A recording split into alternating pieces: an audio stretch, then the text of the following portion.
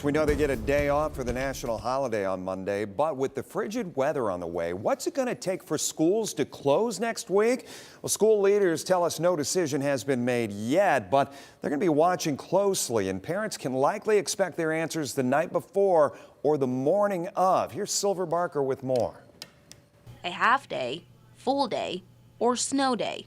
Leaders say that decision won't be made until weather conditions hours before school starts. I think it's always important to just start with, hey, we live in the north. This is a thing, and we just have to kind of be prepared and dress for it accordingly. Perrysburg School Superintendent Tom Hosler says it depends on wind chills and whether the temperature drops low enough where kids could catch frostbite walking or waiting at bus stops. It can be very uncomfortable, like -7 and very cold, but you're not at risk of frostbite in that range unless you're there for an hour or longer, which fortunately we're not. He says temperatures like -15 or 22 degrees with wind chill is when there's a higher chance of canceling school. So we want to make sure that it isn't so cold that our buses begin to have mechanical issues and the kids are stranded at the bus stop. These same factors are taken into consideration with other school districts as well. We will be up extremely early in the morning, checking the conditions of the weather,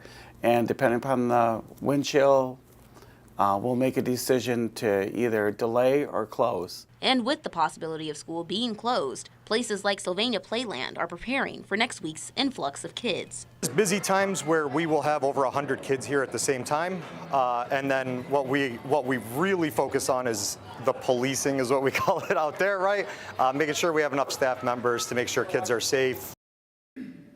Silver Barker with that report. We also reached out to Toledo Public Schools. They sent us a statement in which they say they will continue to monitor the forecast over the weekend.